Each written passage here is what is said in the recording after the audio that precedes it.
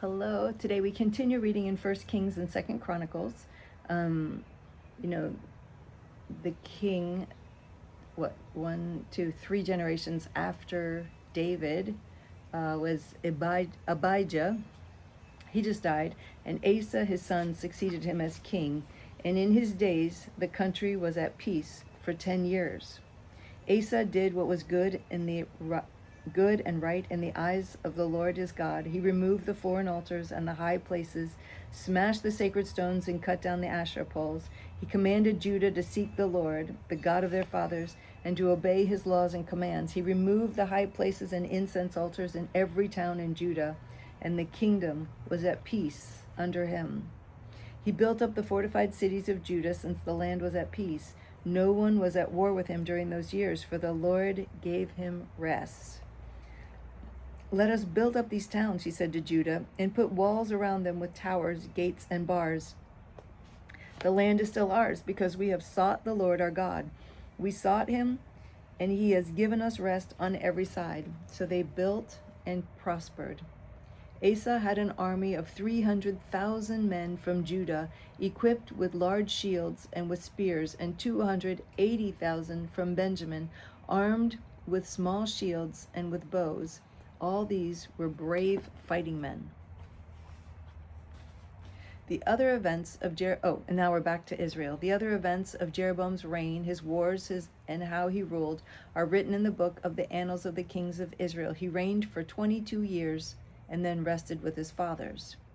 And Nadab, his son, succeeded him as king. Nadab, son of Jeroboam, became king of Israel in the second year of Asa, king of Judah, and he reigned over Israel 2 years. He did evil in the eyes of the Lord, walking in the ways of his father and in his sin, which he had caused Israel to commit. As for the other events of Naboth's reign and all he did, are they not written in the book of the annals of the kings of Israel? Baasha, son of Ahijah, of the house of Issachar, plotted against him, and he struck him down at Gibbethon, a Philistine town, while Nadab and all Israel were besieging it. Baasha killed Nadab in the 3rd year of Asa, king of Judah, and succeeded him as king. As soon as he began to reign, he killed Jeroboam's whole family.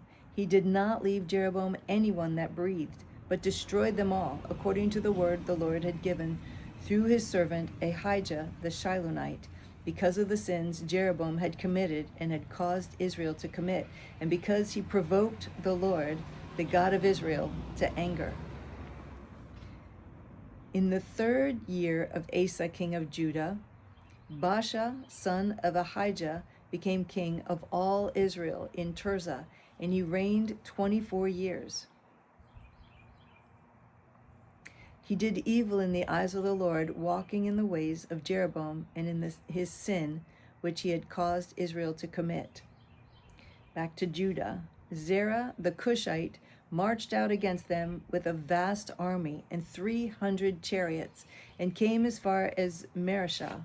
Asa went out to meet him, and they took up battle positions in the valley of Zephathah near Mareshah.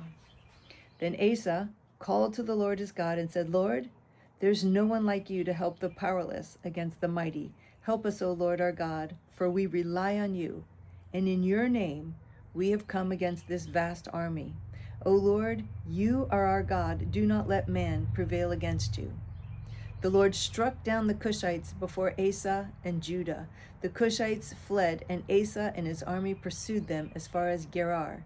Such a great number of Cushites fell that they could not recover. They were crushed before the Lord and his forces.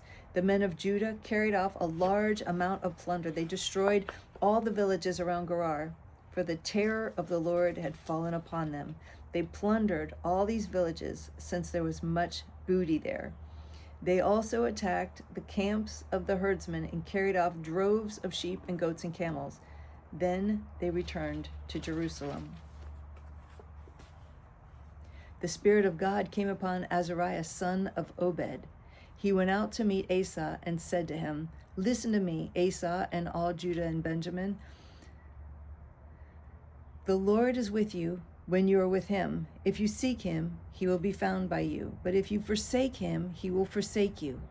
For a long time, Israel was without the true God, without a priest to teach, and without the law. But in their distress, they turned to the Lord, the God of Israel, and sought him, and he was found by them.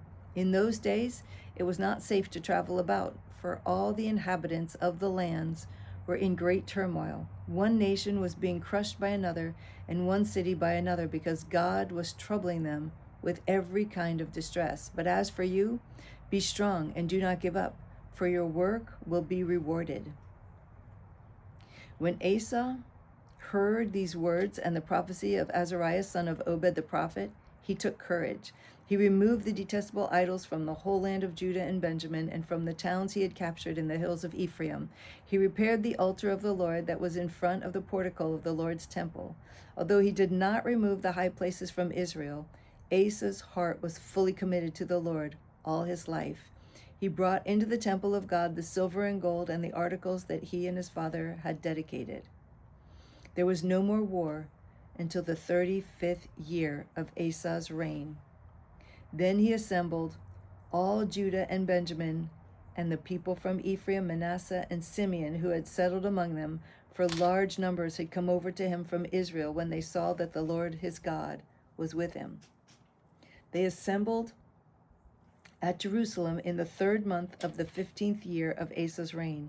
At that time they sacrificed to the Lord 700 head of cattle and 7,000 sheep and goats from the plunder they had brought back.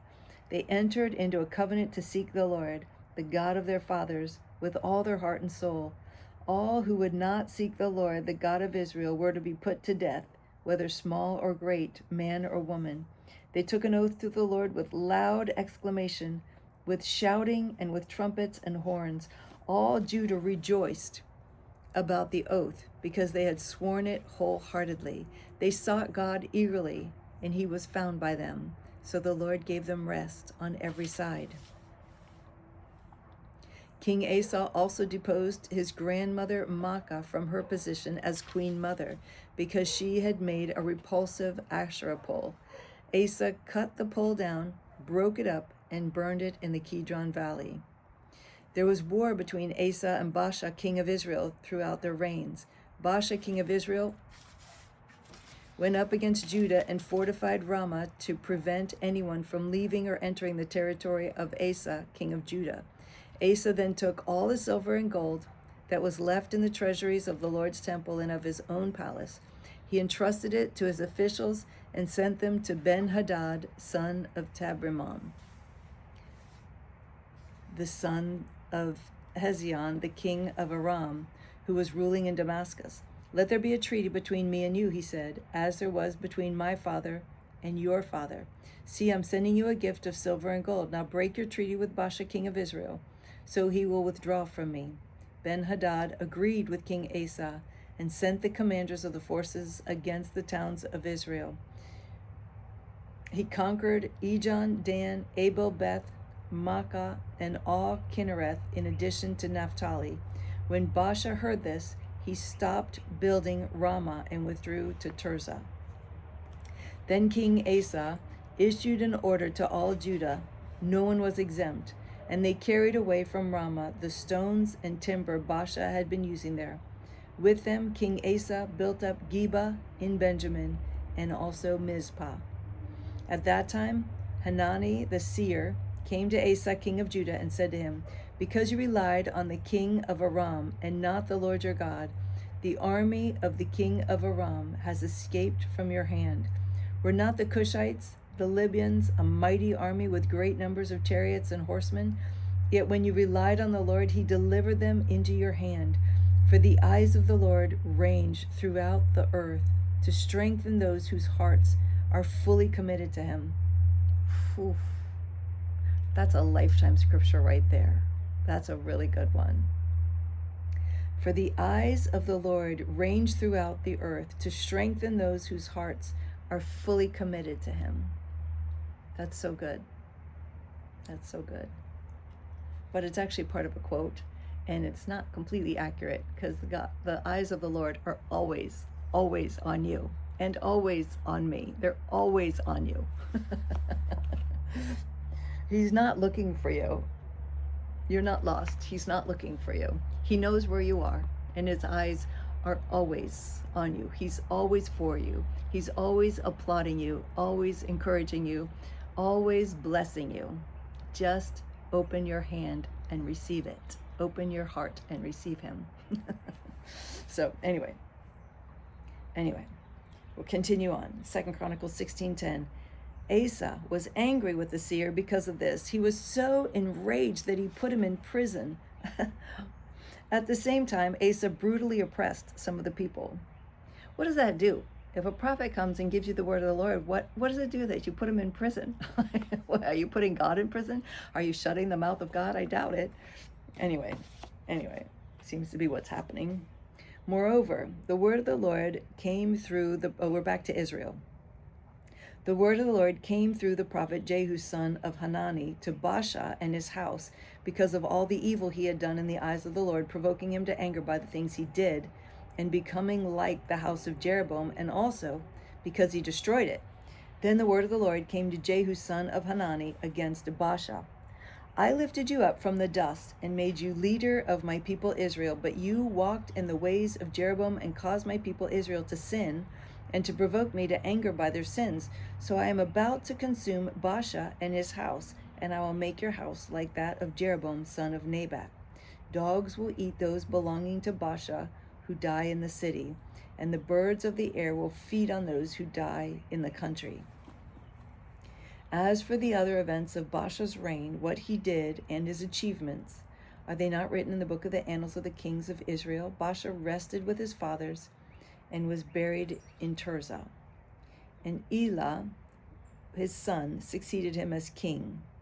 In the 26th year of Asa, king of Judah, Elah, son of Baasha, became king of Israel, and he reigned in Tirzah 2 years. As for the other events of Elah's reign and all he did, are they not written in the book of the annals of the kings of Israel? Zimri, one of his officials, who had command of half his chariots, plotted against him. Elah was in Tirzah at the time, getting drunk in the home of Arza, the man in charge of the palace of Tirzah. Zimri came in, struck him down, and killed him in the 27th year of Asa, king of Judah. Then he succeeded him as king. In the 27th year of Asa, king of Judah, Zimri reigned in Tirzah 7 years. As soon as he began to reign and was seated on the throne, he killed off Baasha's whole family. He did not spare a single male, whether relative or friend. So Zimri destroyed the whole family of Baasha in accordance with the word of the Lord spoken against Baasha through the prophet Jehu, because of all the sins Baasha and his son Elah had committed and had caused Israel to commit, so that they provoked the Lord, the God of Israel, to anger by their worthless idols. As for the other events of Zimri's reign and the rebellion he carried out, are they not written in the book of the annals of the kings of Israel? The army was encamped near Gibbethon, a Philistine town. When the Israelites in the camp heard that Zimri had plotted against the king and murdered him, they proclaimed Omri, the commander of the army, king over Israel that very day there in the camp. Then Omri and all the Israelites with him withdrew from Gibbethon and laid siege to Tirzah. When Zimri saw that the city was taken, he went into the citadel of the royal palace and set the palace on fire around him. So he died, because of the sins he had committed, doing evil in the eyes of the Lord, and walking in the ways of Jeroboam, and in the sin he had committed and had caused Israel to commit. Wow.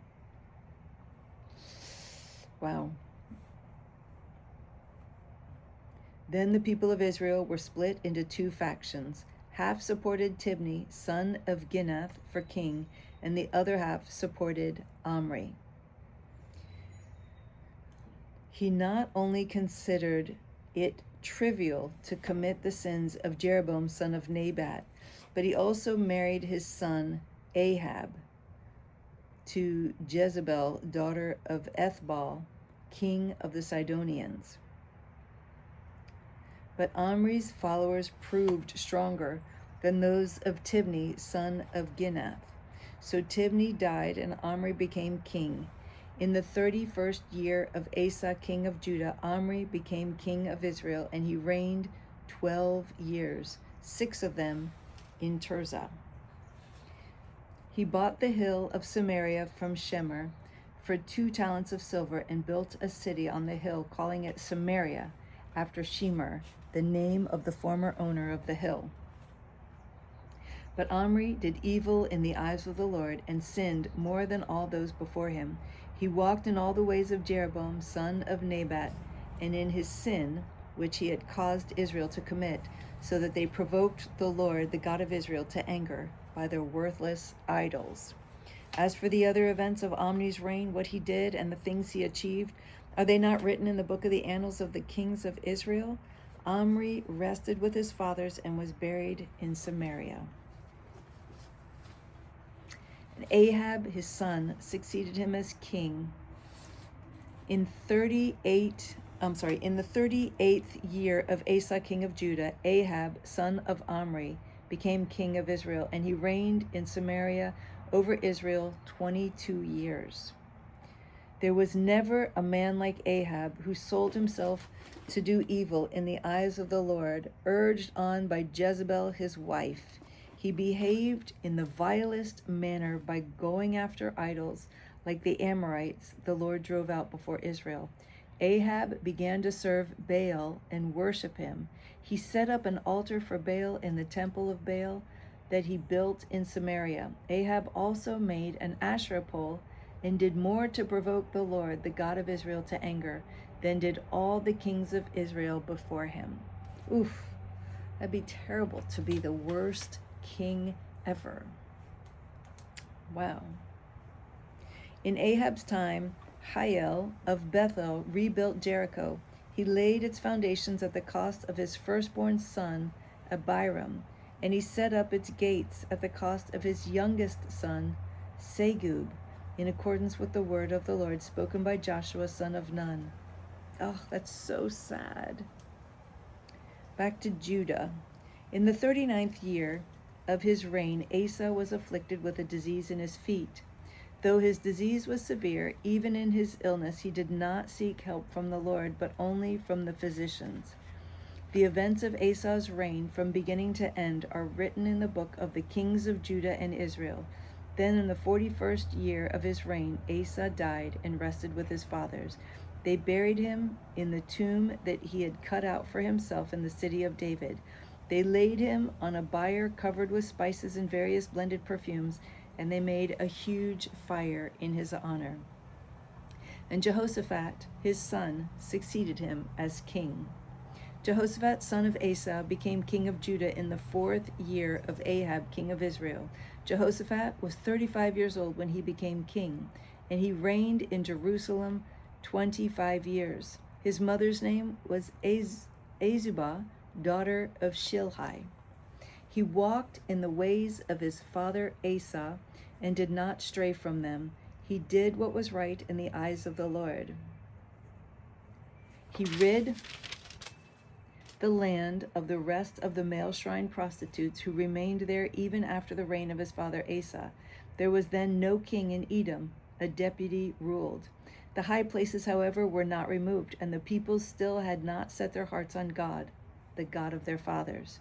He stationed troops in all the fortified cities of Judah and put garrisons in Judah and in the towns of Ephraim that his father Asa had captured. The Lord was with Jehoshaphat, because in his early years he walked in the ways his father David had followed. He did not consult the Baals, but sought the God of his father and followed his commands rather than the practices of Israel. The Lord established the kingdom under his control, and all Judah brought gifts to Jehoshaphat, so that he had great wealth and honor. His heart was devoted to the ways of the Lord. Furthermore, he removed the high places and the Asherah poles from Judah.